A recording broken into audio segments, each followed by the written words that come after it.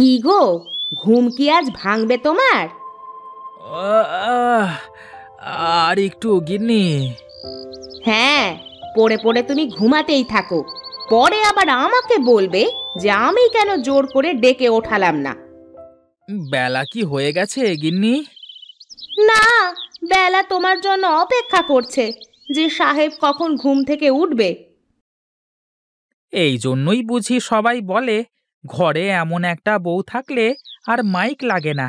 ওহ, হ্যাঁ, ওই তো শুধু বলতে পারো শুধু। যাও, এখন হাত মুখ ধুয়ে এসে কয়টা খেয়ে আমাকে উদ্ধার করো। তোমার রান্নাও হয়ে গেছে নাকি গিন্নি? না, আমি সকাল থেকে উঠে হাওয়া খেয়ে বেড়াচ্ছিলাম তো। বাহ, বেশ বেশ, ঠিক আছে। তুমি খাবার বারো, আমি হাত মুখে একটু পানি দিয়ে আসি।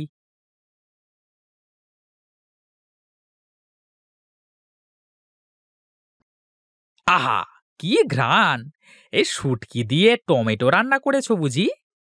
হ্যাঁ গো, তোমার তো টমেটো দিয়ে শুটকি রান্না খুব পছন্দ, তাই না? এই জন্যই তো বলি, আজকে গিন্নি এভাবে কেন কথা বলছে আমার সাথে। আগে বললে তো এত সময় কখন উঠে খেয়ে তারপর মাঠে চলে যেতাম। হ্যাঁ, এখন তাড়াতাড়ি খেয়ে নাও, তা না হলে সব একদম ঠান্ডা হয়ে যাবে।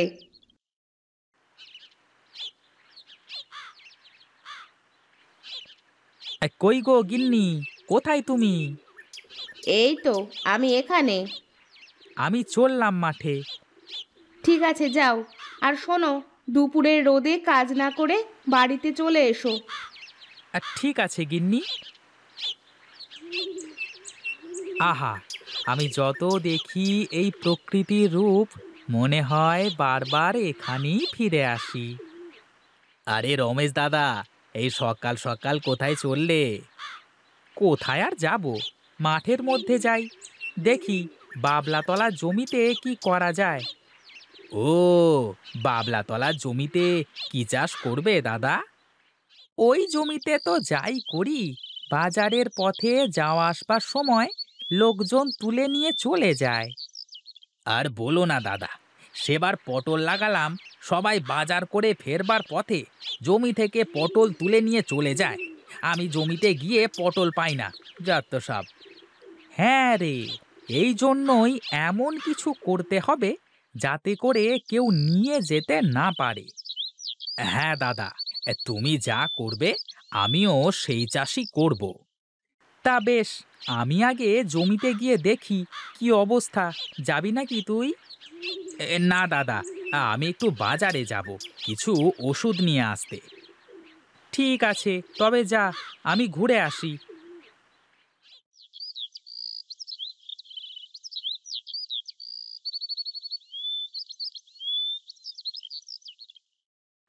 বাহ, জমি তো একদম পরিষ্কার হয়ে গেছে মনে হচ্ছে। আরে রমেশ দা যে! হ্যাঁ গো, কি খবর তোমার? সব ঠিকঠাক চলছে তো? সবার কিভাবে ঠিকঠাক চলবে দাদা? পাশের জমিতে কিছু চাষ না হলে যে আমার জমিতে চাষ করা নষ্ট হয়ে যাচ্ছে। কি বলো হে, আমার জমি পড়ে থাকাতে তোমার আবার কি সমস্যা? তোমার জমি পড়ে থাকে বলে যত গরু ছাগল সবাই তোমার জমিতে বেঁধে দিয়ে যায়, আর আমার জমির ফসল খেয়ে তারা সর্বনাশ করে দেয়। ও আচ্ছা, তাই বুঝি? আরে হ্যাঁ দাদা, কি যে সমস্যার মধ্যে আছি! আর চিন্তার কোনো কারণ নেই, এবার জমিতে চাষ করব ভাবছি। হ্যাঁ, অনেক দিন তো জমিটা পড়ে আছে, কি চাষ করা যায় বলো তো হরিশ? যেহেতু এখনো কোনো সবজি চাষ করনি, তাই তুমি কচু লাগাতে পারো দাদা। কি হে হরিশ, তুমি তো দেখছি আমার মনের কথাও জানো হে। হে, তা কি করে সম্ভব দাদা? আমিও ভাবছিলাম প্রথমে কচু চাষ করব। তাহলে জমিটা একদম পরিষ্কার হয়ে যাবে, আর জমি থেকে আগাছাও দূর হয়ে যাবে। হ্যাঁ দাদা, তাই ভালো হবে। ঠিক আছে, কালই তাহলে লাগিয়ে দেব। এখন তাহলে চলি রে হরিশ।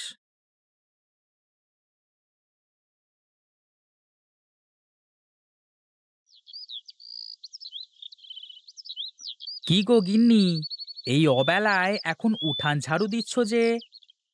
অবেলা বলতে? আর এ কাজ তো আমাকেই করতে হবে। আমার যখন ইচ্ছা তখনই করব। আচ্ছা বাবা, আচ্ছা, তোমার যা ইচ্ছা করো, তাতে আমার কি? আমি তো আর করতে যাচ্ছি না। যাও, তুমি ঘরে গিয়ে বসো, আমি তোমার জন্য খাবার নিয়ে আসছি।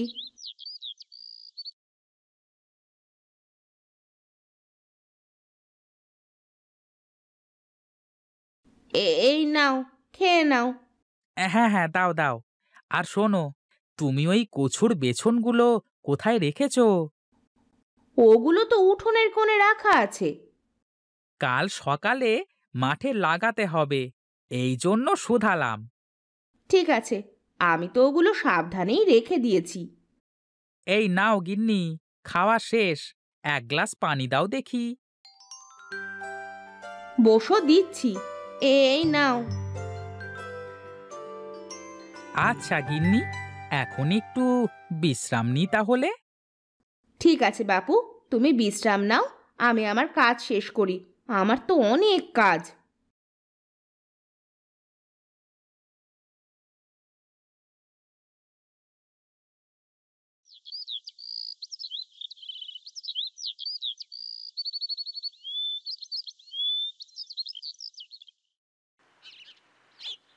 দাদা, কচু তো লাগালাম, এবার কি করতে হবে? এখন আর কিছুই করা লাগবে না, এমনিতেই গাছ বড় হয়ে যাবে। কি বলো দাদা? তার মানে কচু চাষে তো কোনো খরচ নেই? খরচ আছে রে পাগলা, এত কচু কি তুই একলা তুলতে পারবি? ও, এই কথা। ও নিয়ে চিন্তা নেই দাদা, একেবারে সব তুলে গরুর গাড়ি করে বাড়িতে নিয়ে যাব। ঠিক আছে, আগে হতে তো দে। আচ্ছা দাদা, চলো এখন বাড়িতে যাওয়া যাক। চল চল, আমার আবার বাড়িতে গিয়ে বাজারে যেতে হবে।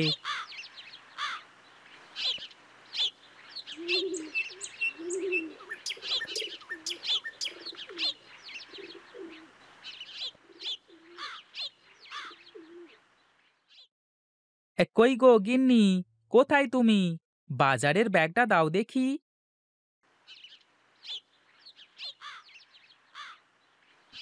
এই নাও। কি কি আনতে হবে বলো?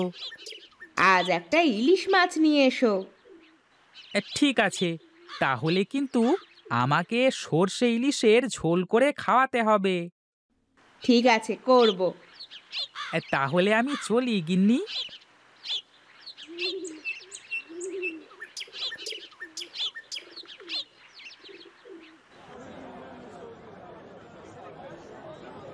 কি হে ভাই, ইলিশ কত করে?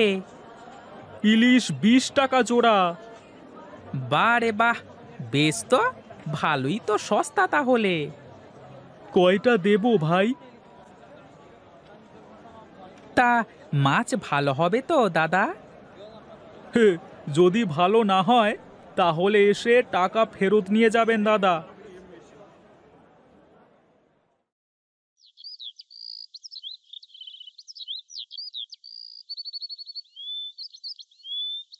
কে তুমি বুড়িমা, এখানে দাঁড়িয়ে আছো? আমি বাবা। ও, তুমি আমাকে চিনবে না? এই কচু শাক দেখে আমার ইলিশ আর কচু শাকের কথা মনে পড়ে গেল, তাই দেখছিলাম। আহারে, তোমার বুঝি ইলিশ মাছ খুব পছন্দ বুড়িমা? হ্যাঁ বাছা, আমার ইলিশ মাছ খুব ভালো লাগে। এই নাও বুড়িমা। এ কি, তুমি আমাকে এত দামের ইলিশ দিয়ে দিচ্ছ? আমার তো মা নেই, তাই তোমাকে দেখে আমার মায়ের কথা মনে পড়ে গেল। আমি চললাম বুড়িমা।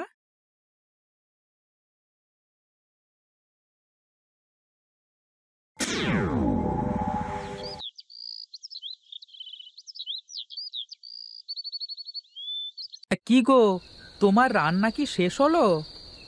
এই তো গো, প্রায় হয়ে গেল। তুমি বসো, এক্ষুনি তোমাকে গরম গরম সর্ষে ইলিশ দিয়ে খেতে দিচ্ছি।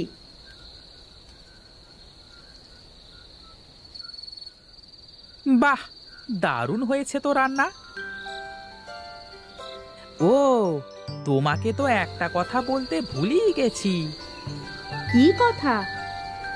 এক বুড়িমাকে আমি আজ আমার কচু ক্ষেতের কাছে দাঁড়িয়ে থাকতে দেখি। তারপর সে আমার কাছে ইলিশের কথা বলে। আমি তাকে একটা ইলিশ মাছ দিয়ে এসেছি। ভালোই করেছো। বেচারা বুড়ি হয়তো কতদিন ইলিশ খায় না।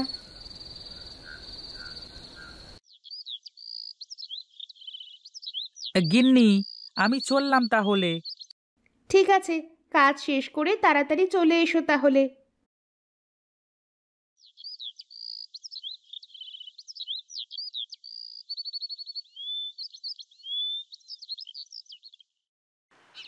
এ কি, এ তো দেখছি ইলিশ মাছ। এটা কি করে সম্ভব? কেউ কি ভুল করে ফেলে গেছে? এ কি বুড়িমা, আপনি এখানে? আমি ওই বড় গাছটাতে থাকি। তুই আমাকে সেদিন ইলিশ মাছ দিয়েছিস, তাই আজ থেকে রোজ তুই একটা করে ইলিশ পাবি এই কচু ক্ষেত থেকে, বাছা।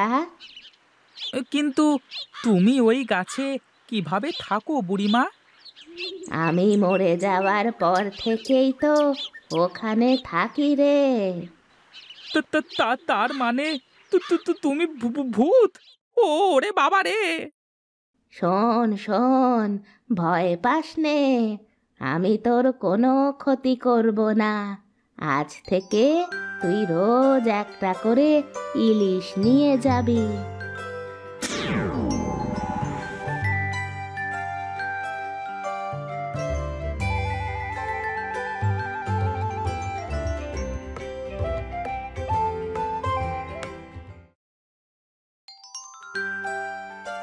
কই গো গিন্নি, এইদিকে এসো তাড়াতাড়ি।